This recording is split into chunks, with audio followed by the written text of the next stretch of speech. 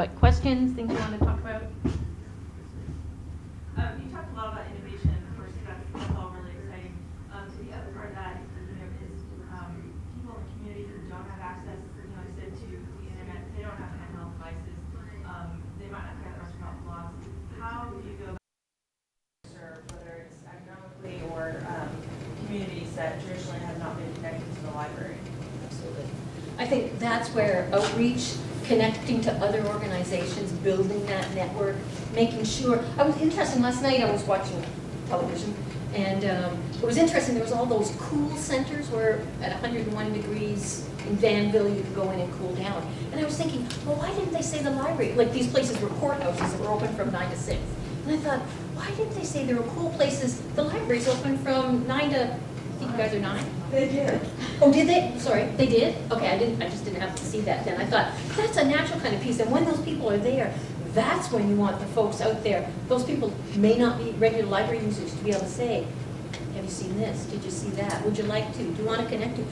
Particularly when it comes to AV, because we know that over 35% of all circulations are going to be driven by AV, and those are the people who tend to, before they go to the printed word, are going to look for AV. So, in some ways, that's what you do. I know you said you began your career as a children's librarian. How long were you a children's librarian? How much public service face-to-face with customers on a day-to-day basis? Okay. My first 3 years were a children's librarian in Central Canada, and then I was in the Canadian Arctic for 6 years as a school librarian, and then as a public librarian again. And then at Calgary, then I was a system librarian, so I didn't have a public face. And then I was system librarian for Calgary for 2.5 years. So significant frontline experience, because I appreciate when you see the system stuff, you say, he's back. And that's truly why I want to come back to doing public library work, is because as much as I love that cooperative piece that systems bring, I know for public people you'll say, what? I miss the public piece, as annoying as it can be sometimes. I really love that work, because I like that interaction with the public, so we see exactly what they do.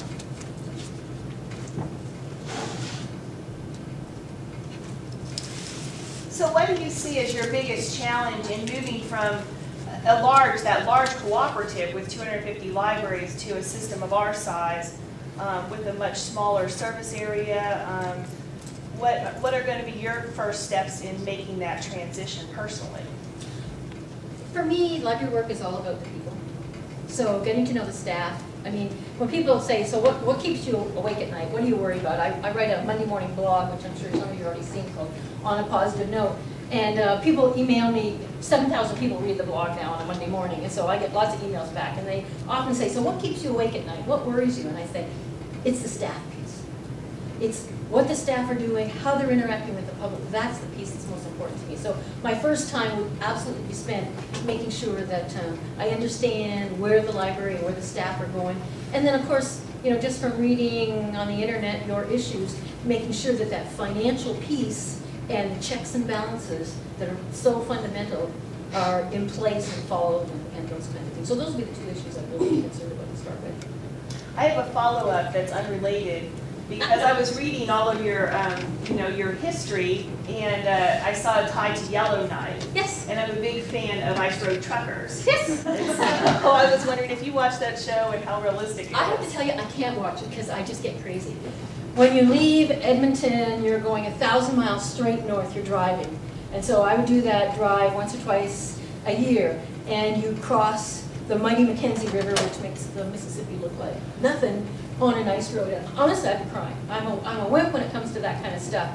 And when I was leaving Yellowknife, I was driving down to Saskatchewan. It was summertime, and so it's a gravel road, it's not an ice road. Drove the gravel road, get to the mighty Mackenzie, and it's still frozen. And so I start out, and all of a sudden, look across the shore, and I see a flashing truck lights, and I think, like the snowbanks, and then they put sort of tree branches, because when it gets all white and really bright, you can't see where the edges of the road are to go, so I'm driving, and I see this flashing light, and I'm a dog person, and so I had Alaskan Malamute in the back seat, and my little Manchester Terrier in the front, and both of them start barking like mad, and I'm going, so I stop the car, and I get out, I don't know why I got out of the car, but I got out, you know, it's like minus 20 out. I get out, and where you are is open water. Oh my gosh. And so I kind of get back in the car, and, you know, there was no cell phones, this was 15 years ago. And I think, oh my God, okay, like, what am I going to do? And so I see the light moving this way across the shore, like flash, flash, flash, flash, as it's moving down the shore. And so after a few minutes, I figured, okay, he's telling me which way to go so I don't drive into the water. And so drove slowly this way, and he was flashing, and eventually I got to the shore. But I tell you, honestly, I didn't know the guy, and I just sort of fell into his arms because I was like, and he said I could see the open water from this side of the road. I couldn't see it from the other side. Long story, scary, I can't watch it. Thanks for asking.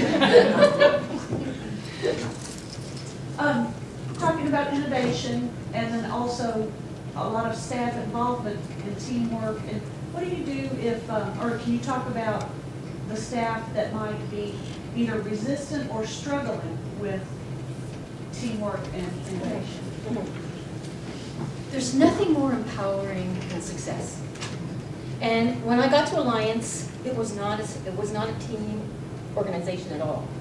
And so we started with a couple of folks who were really excited and wanted to do that kind of teamwork. And once we started getting success, and when we got that national recognition from ALA 2 years ago, all of the Alliance staff were saying, okay, we get it. We all want to be part of, you know, you're working on a grant now, can I be part of that project? Or so success bred people to come over to the dark side of innovation. But I don't want you to think it happened overnight. There was 2 or 3 people in the organization who had some success writing grants. They didn't leave what they were currently doing.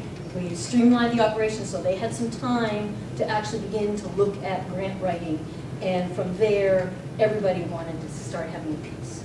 And that's where we learned about it's teamwork. It's getting the finance department, instead of having the grant writer write the budget, which is not her strong point, it was having the finance, and all of a sudden they said, oh my God, this isn't just another thing we do. We love writing grant budgets. It's really interesting. It's a really creative piece.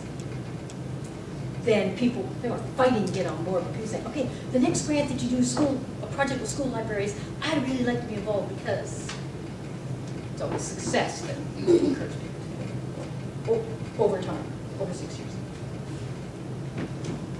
Oh, you and then.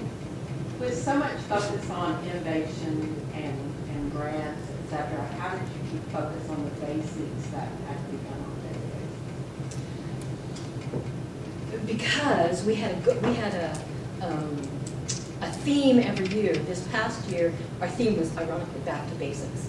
And so that's the kind of stuff that you have to have under control right away. So people have said to me, wow, Kitty, if you go to Lexington, you'll be able to do this and this, and you'll be, and I said, no, not until I understand and I understand how Lexington's working and I'm on board and doing the stuff that needs to be done, then I'll have time for other stuff.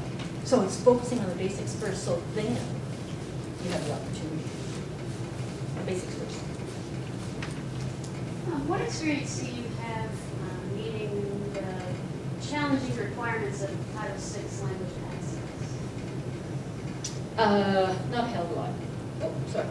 Not a hell of a lot. I'd be looking at staff for that kind of direction. That's something that wasn't a big issue in Illinois. In Canada, a whole different set of rules. So I'd be looking at staff, say, what's your expertise? That leads me to say, I'm really clear. I don't have all the answers. And as much as I know staff want you to have all the answers, you have all the answers. You know where we need to go and what we need to do. And so being able to open up the communication lines so that the staff at any level can let their ideas come forward. That's what I'm all about. Because I'll be the first to tell you, as much as I think you'd like me to have all the answers, I don't have all the answers. You guys have all the answers. And so making sure that the internal communications in the organization allow that kind of new ideas to bubble up, I think becomes really important. Oh, one more and then I'm getting the hook. You mentioned getting to know Lexington public and what's going on there, and you also mentioned getting to know the staff and what they're thinking. How does the director do that? My management style is very much walking around and being there. Unless there's something really huge happening, my door is always open. Over the last 15 years, had a big easel outside my door that says, this is what's in the newspaper, this is what I've been doing, this is what you've been doing. I'm a Saturday morning library habit person, so wherever, my husband's looking at houses today, so wherever we land, that library will be my Saturday morning library habit. You'll see me. And for Alliance, after 6 years, I take great pride in I have some kind of a verbal relationship with every single one of the staff.